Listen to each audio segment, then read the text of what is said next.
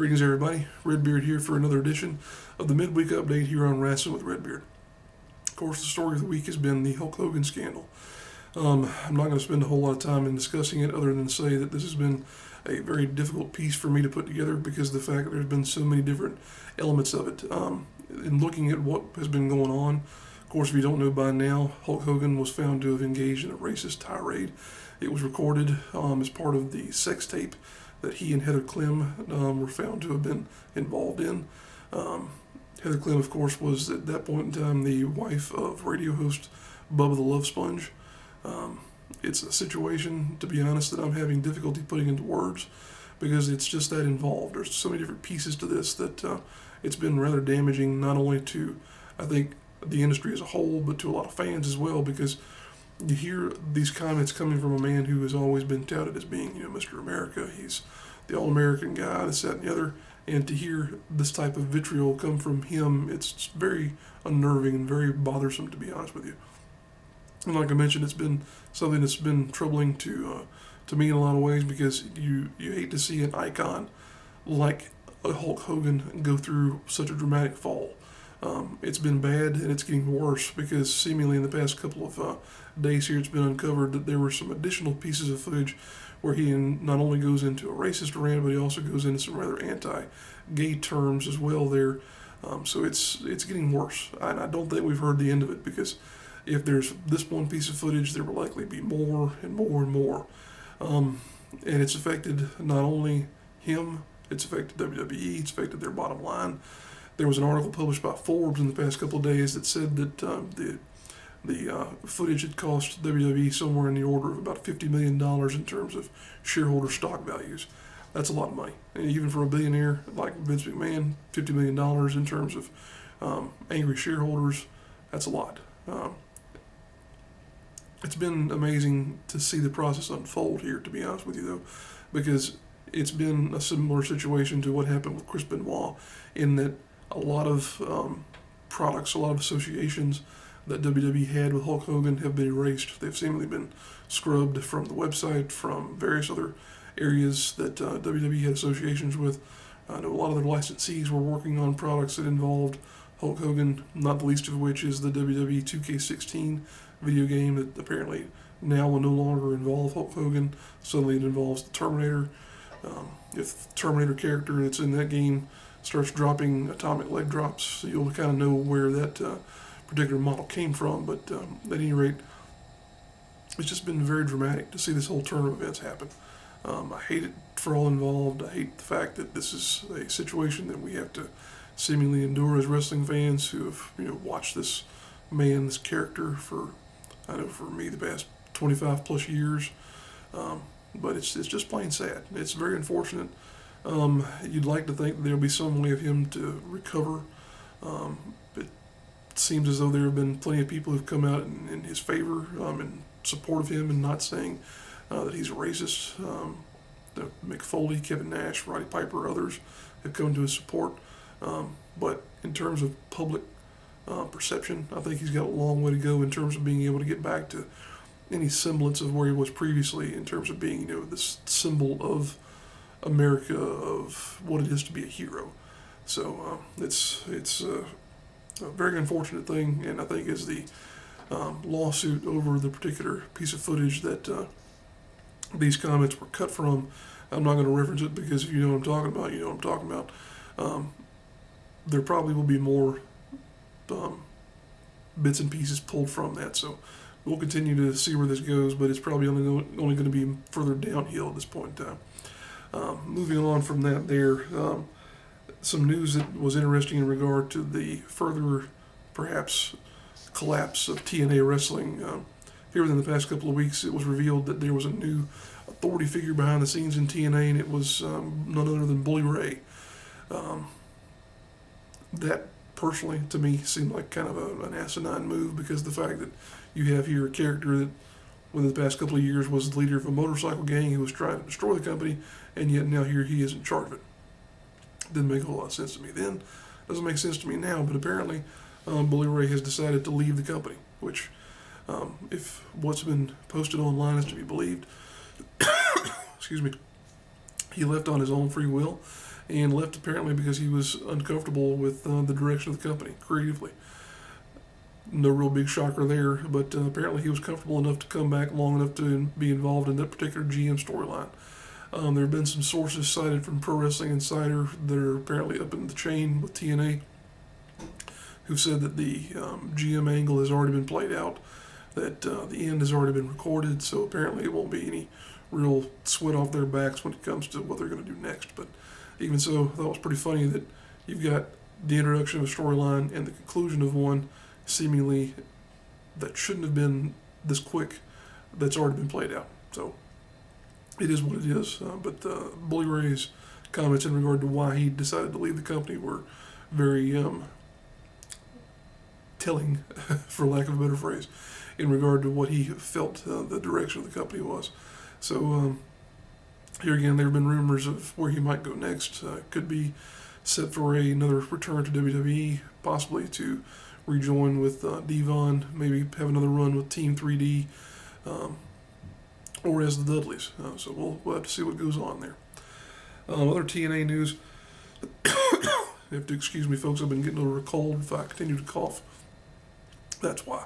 But in other TNA news, Bound for Glory 2015, it turns out will be held in Concord, North Carolina. TNA announced it would be in Charlotte, but it's not in Charlotte, it's in Concord. It's at the Cabarrus Arena and Events Center.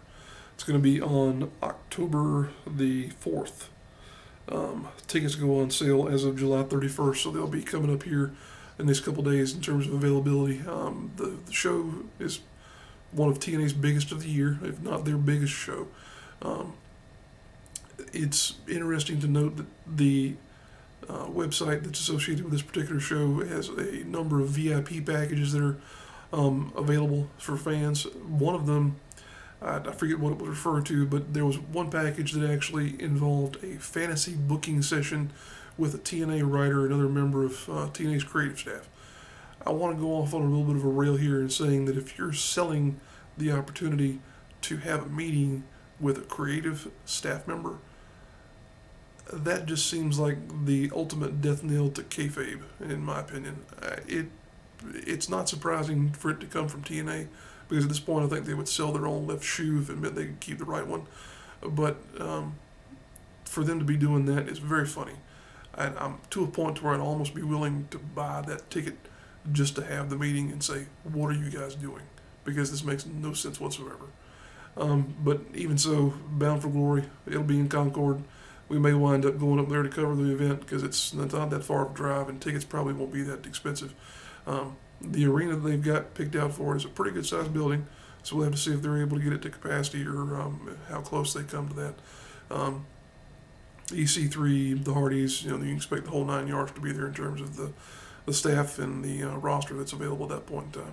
So, other TNA news, we had a debut here at the July 27th TV tapings of Trevor Lee. Trevor Lee, of course, is very well known around these parts of the world. The Carolina Caveman, as he's referred to in PWG. He teamed with Brian Myers, of course, was at one point in time a member of WWE's roster. But he teamed with Myers in a tag team match where he took on I keep wanting to call them the American Wolves, but just the Wolves, Davey Richards and Eddie Edwards. Kind of interesting because of some other things that happened around that particular taping, in that Trevor has never been used by TNA before. He's also not a part of Global Force Wrestling, but there were some things that happened in that particular taping that kind of implied that he could be involved with Global Force. That is worth pointing out because of the fact that his tag team partner in a lot of matches here recently has been Andrew Everett.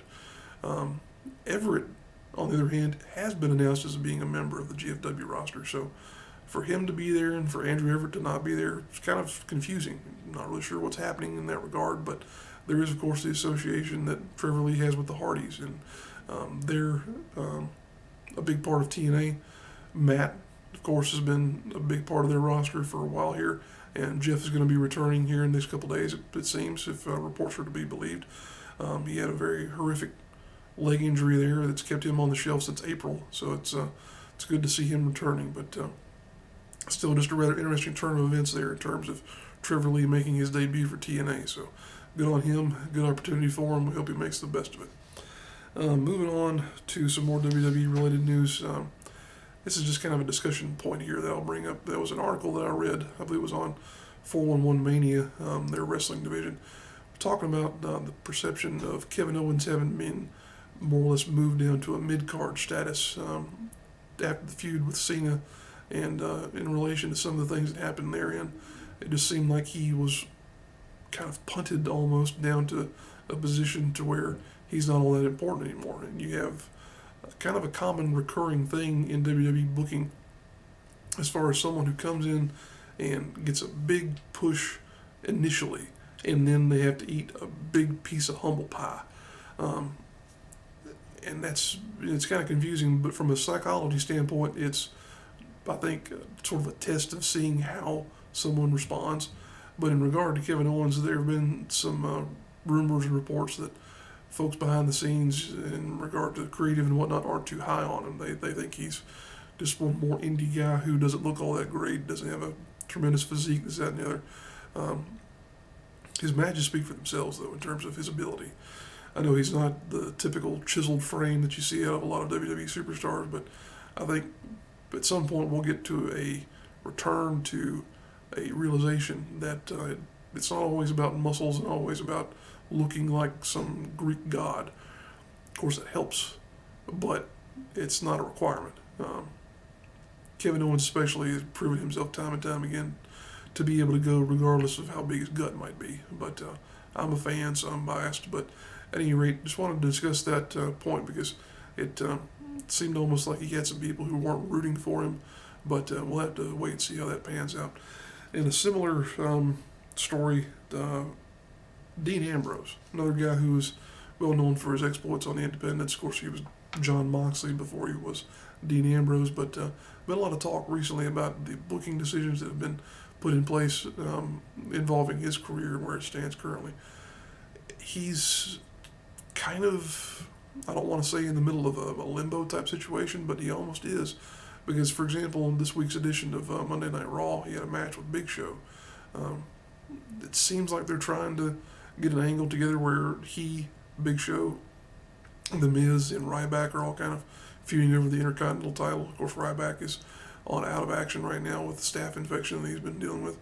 But it just seems like he's kind of wavering. You know, he had a lot of big stuff going on there for a while. He was a crucial member of the Shield, and now he's just kind of floundering again, much like Kevin Owens in a mid-card scenario.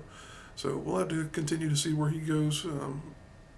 You would expect there to be a little bit more to do with him, seeing as how he's got a big movie debut coming, and having been in the third iteration of the 12-round series.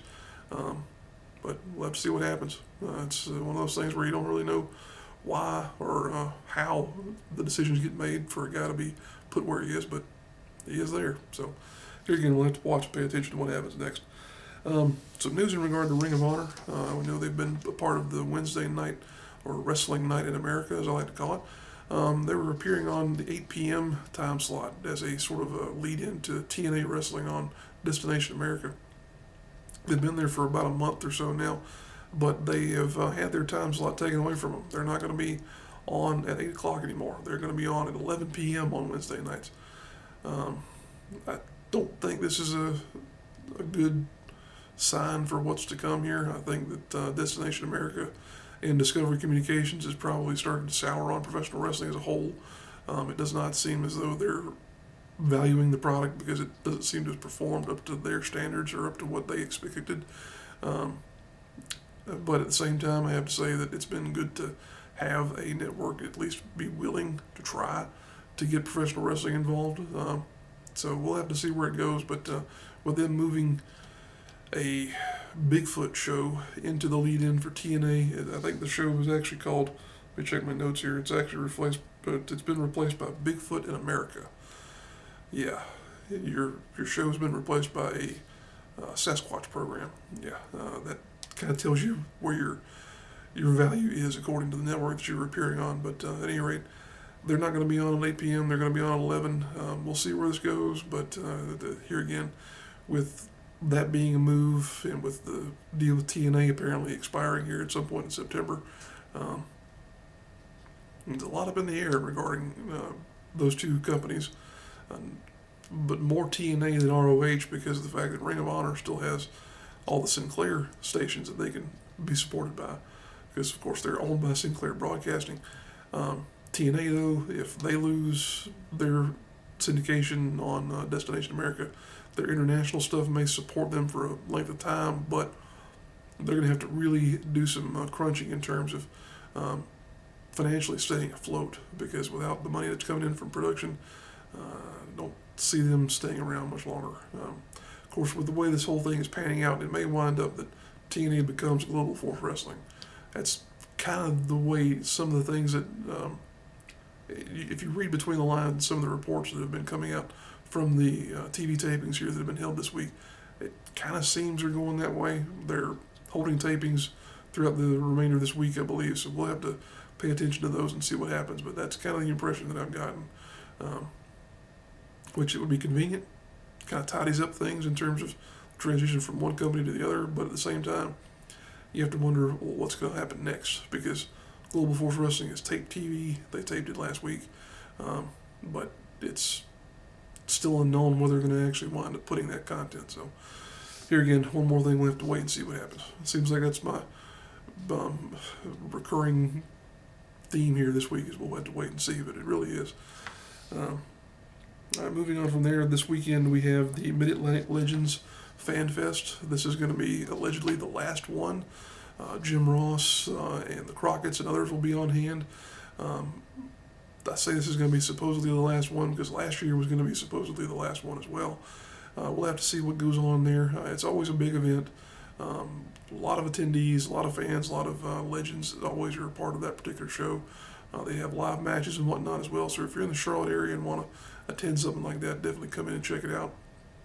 I will point out as well that there was a bit of dust up between promoter Greg Price, who handles the Legends Fan Fest, and Ric Flair on Flair's podcast on the Woo Nation there. This past week, he made the comment that Greg Price owes him $17,000 plus interest. Greg shot back with comments in regard to the fact that he doesn't owe Flair one red cent. And actually recounted a story from a FanFest edition in 2009 where Flair more or less held him up for more money. It's one of those things to where you hate to say this, but when you see a wrestler as a wrestler, you can respect them, but then you see a wrestler as a person, much like with the Hogan situation here, you lose respect for him. And Flair will always be one of my favorite wrestlers, but the more you read about him as a person, the more you see,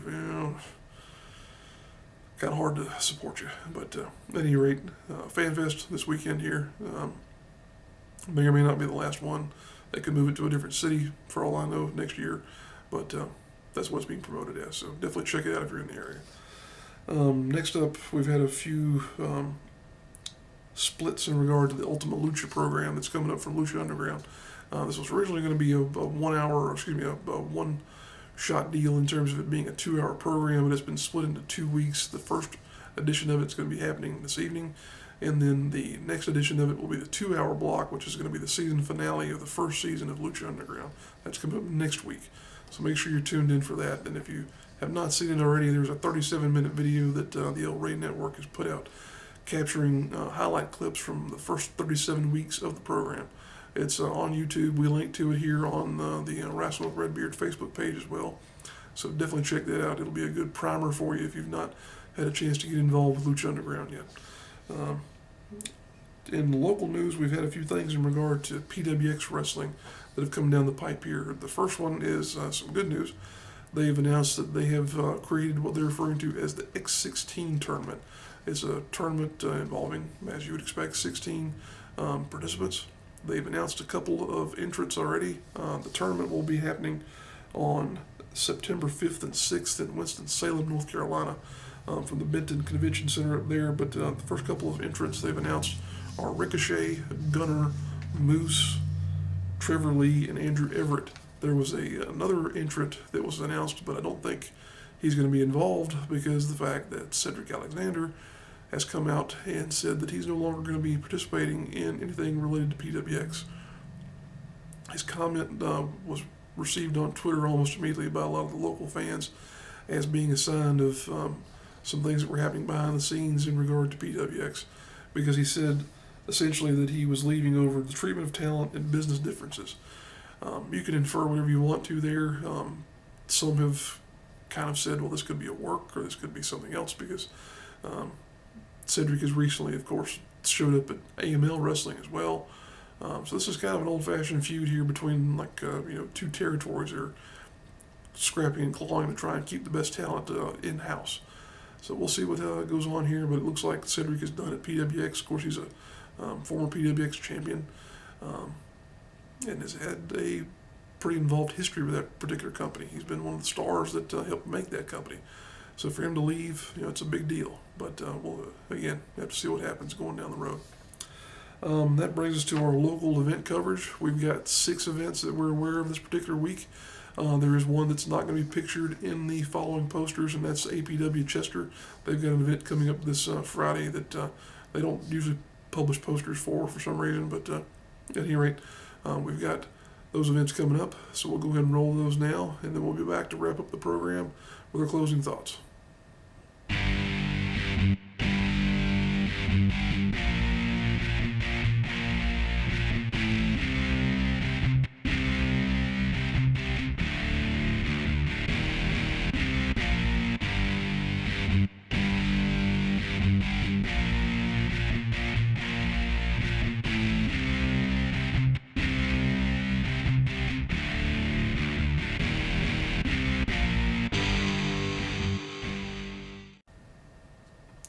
All right, folks, there's our coverage of the local events that will be happening this weekend in and around our part of the world. If you're a promoter, a wrestler, or in some way involved with a wrestling promotion that's having an event this weekend and you didn't see your poster there, the reason is we didn't know about it.